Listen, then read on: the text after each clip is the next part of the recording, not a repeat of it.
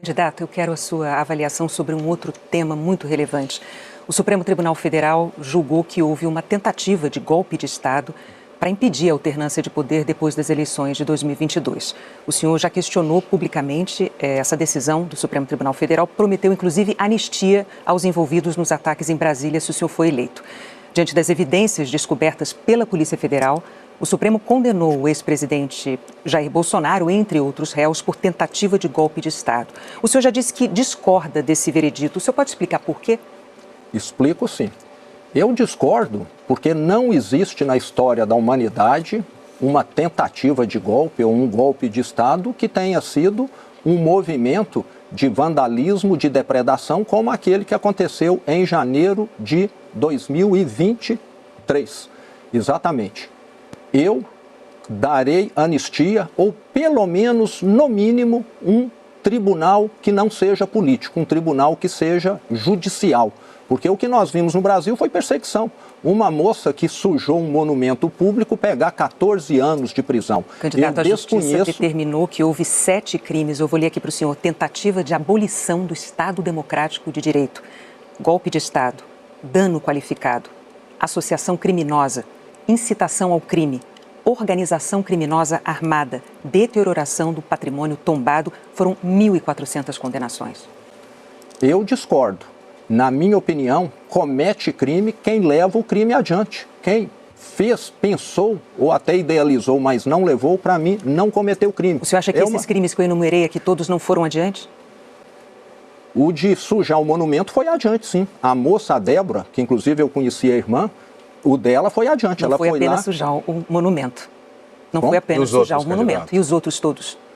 O senhor quer que eu leia novamente? Por favor. Incitação ao crime, organização criminosa armada, deterioração de patrimônio tombado, dano qualificado. Deterioração, tudo bem. Eu acho, Renata, que deve se punir pela depredação, pelo vandalismo. Agora, teve tiro disparado? Não teve nenhum movimento. Na minha opinião, foi um julgamento nitidamente político. Vale lembrar, eu sou totalmente democrata. Fui eleito pela urna eletrônica, confio na urna eletrônica, que poderia ser melhorada se tivesse impresso, mas confio. Agora, o que nós temos no Brasil hoje, nós estamos vendo, são tribunais que estão fazendo mais política do que propriamente justiça. Candidato, segurança pública. O senhor se diz um admirador da política de segurança do presidente Nayib Bukele. Ele reduziu a violência em El Salvador, mas essa política de segurança é alvo de graves denúncias. Há relatos de prisões arbitrárias em massa, de tortura, desaparecimento, morte sob custódia do Estado. Então eu pergunto ao senhor se esse modelo inspira as suas propostas para a segurança pública. Eu fui a El Salvador, inclusive sou o único candidato que esteve lá em maio do ano passado para conhecer o avanço extraordinário que aquele país teve na redução de homicídios. 99% de redução de homicídios em 4 anos. O Brasil, há décadas, é o recordista mundial de homicídios. O ano passado, mais de 40 mil. É como se aqui no Brasil, todos os dias, um avião de grande porte caísse. E isso está normalizado. Não sei se só pelo governo ou até pela sociedade. Eu vou mudar isso. É um desperdício, é uma tragédia humana. 40 mil famílias vivem uma tragédia no Brasil. Perde o filho, perde o pai. É uma tragédia social, uma tragédia econômica, porque depois é a Previdência que paga, é o sistema de saúde sobrecarregado. O que foi feito lá pode ser adaptado e servir ao Brasil. Eu vou levar segurança para os brasileiros. Eu já fui assaltado 3 vezes, porque eu não fico em gabinete em Brasília. Eu ando nas ruas. Então, 3 vezes levar meu notebook, celular. Eu já passei por essa experiência que muitos brasileiros já passaram. Para mim, bandido é atrás das grades. No Brasil, hoje, na audiência de custódia, todo mundo é solto. O que eu quero é que na 3ª ocorrência seja já decretada uma prisão preventiva. E vou levar paz às comunidades que hoje são vítimas de extorsão. Tem estatísticas que apontam que 60 milhões de brasileiros vivem em área controlada pelas facções e crime organizados que eu vou enquadrar como organizações terroristas. Esse povo vai passar a ter acesso à cidadania. Fala-se tanto em soberania do Brasil, o Brasil não foi invadido por um outro país não, mas foi dado 1/3 dele ao crime organizado. Candidato, e vou fazer todo o esforço. Quero retomar a pergunta que eu fiz ao senhor e vou citar algumas decisões do Nayib Bukele. Suspensão de direitos, detenções arbitrárias em massa, prisões sem mandado, ampliação do tempo de prisão sem ordem judicial, redução drástica de habeas corpus, dificuldade de acesso a advogados, julgamento coletivo de centenas de réus, prisões baseadas em denúncia anônima. O senhor concorda com essas medidas? Não concordo. Nós temos no Brasil um sistema judiciário robusto, só que extremamente caro e lerdo, que eu também quero reformar. No dia que nós tivermos aqui uma justiça ágil, uma justiça que julgue rápido, nós vamos ter condição de colocar bandido atrás da grade. Está aí tanto o recurso tecnológico, inteligência artificial, etc., e o judiciário mais caro do mundo e um dos mais lentos. O que eu quero é que a justiça seja feita para os brasileiros de bem.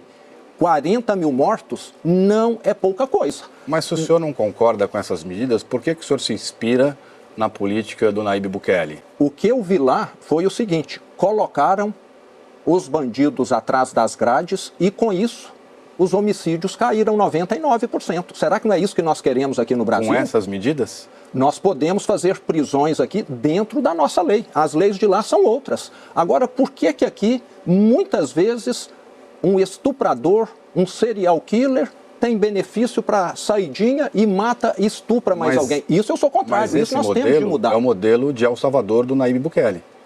O que eu vi lá foram as pessoas vivendo muito melhor. Eu fui em comunidades lá e as pessoas falaram: a minha vida saiu da água para o vinho. É até algo que eu acho que a nossa imprensa deveria estar mostrando para o brasileiro, porque El Salvador, 300 mil salvadorenhos que moravam fora voltaram para El Salvador. Será que o país piorou? Nós temos 5 milhões de brasileiros fora hoje. Muitos foram embora por causa da violência. Para mim não tem nenhum indício que fala mais que o país melhorou do que o retorno das pessoas. E o Brasil continua mandando gente para fora. Agora há pouco o senhor falou em corrupção. Durante a sua gestão, a Polícia Federal revelou um esquema bilionário de corrupção infiltrado em órgãos estaduais. A Operação Rejeito, ela identificou uma organização criminosa que atuou para obter vantagens econômicas por meio de crimes ambientais, por meio de lavagem de dinheiro, de corrupção também. E a Polícia Federal, ao longo dessa investigação, afirmou que esse esquema ele se intensificou no segundo ano do seu primeiro mandato e nos seguintes órgãos. Vou ler aqui para o senhor: Secretaria de Meio Ambiente, Fundação Estadual do Meio Ambiente, Instituto Estadual de Florestas, Instituto Estadual de Patrimônio e mais de 20 mineradoras ou empresas com projetos de mineração. Pergunto então ao senhor, como é que um esquema criminoso desse tamanho passou despercebido em pelo menos 5 anos da sua gestão? Movimentou mais de 4 bilhões de reais esse esquema criminoso. Fica aqui o meu repúdio a esses bandidos que, além de estarem recebendo dinheiro, estavam destruindo o meio ambiente. A Controladoria Geral do Estado, que é subordinada a mim, já havia levantado suspeitas, estava investigando essa quadrilha. A minha secretária de Meio Ambiente, na ocasião, a Marília Melo, foi inclusive ameaçada de morte. E eu quero que tudo seja apurado e que esses bandidos mofem na prisão. Num estado que tem 300 mil funcionários, como é o caso do estado que eu administrei, sempre está sujeito a surgir algumas frutas podres.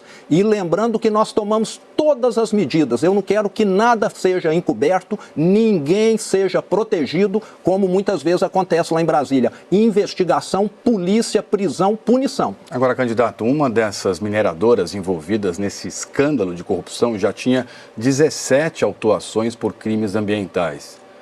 E mesmo assim, em 2024, o seu governo autorizou que ela operasse numa área tombada da Serra do Curral. Então, eu pergunto ao senhor se já não existiam indícios suficientes para alertar sobre possíveis irregularidades. Toda decisão que foi tomada no meu governo, nós levamos ela para o lado técnico.